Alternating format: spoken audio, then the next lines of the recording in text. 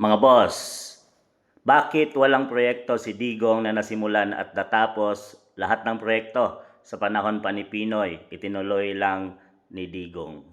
Wow! Ang katotohanan dyan mga boss, si Pinoy ay plan. Si Digong ay build. Si PBBM naman ngayon, mine. Yan ang katotohanan dyan mga boss.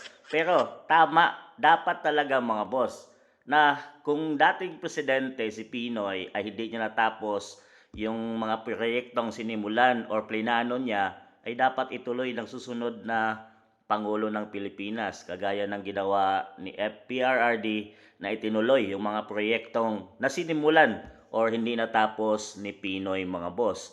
Yun nga, ang daming build projects na nagawa or natapos ni PBBM mga boss dahil puro plan lang ang ginawa ni Pinoy. Ngayon naman mga boss, ang mahirap dito, lahat ng proyektong naiwan or hindi pa natapos dahil sa maiksing panahon under FPRRD ay hindi tinutuloy at pinabayaan lang ngayon ng PBBM administration mga boss. Kung mayroon mang na itutuloy at minamine agad ni PBBM.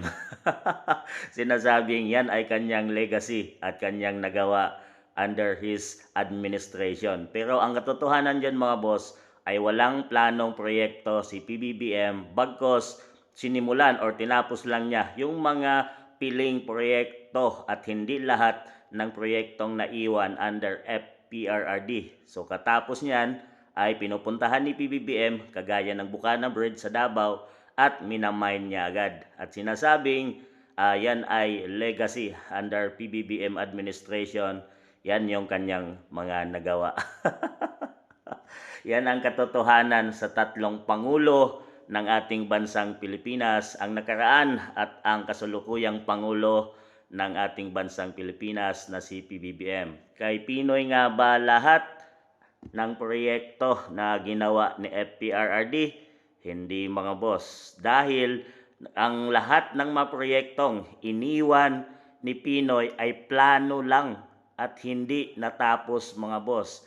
So, dahil sa mayroong malasakit ang sumunod na Pangulo ng Pilipinas at mayroong concern sa ating bansa at sa mamamayang Pilipino, ipinagpatuloy niya ang proyektong nasimulan at plinano ni Pinoy mga boss. Dahil sayang yung budget at pera ng Pilipinas mga boss, yan ay sinimulan at hindi mo tatapusin kung puro poste lang.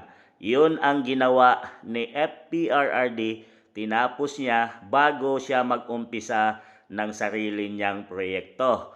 Ngayon, dahil sa iksi ng panahon, 6 years, ay marami na siyang nagawa doon sa iniwan ni Pinoy, ay may naiwan siyang mga proyektong hindi natapos mga boss. Pero sad to say, ang ginawa ng administrasyong PBBM ay hindi tinapos ang mga sinimulang proyekto ni FPRRD. Bagkos, mayroon lang silang pinipili na tinapos. So, sa laki ng utang ng ating bansang Pilipinas ngayon, trilyon na mga boss, ay hindi tayo nakita ng build projects under PBBM administration. So, ang katanungan, saan nga ba napunta ang pera ng taong bayan under PBBM administration? Dahil ang narinig natin ngayon ay talamak na corruption under mga boss, flood control project. So yan mga boss, ang katotohanan, si Pinoy ay plan,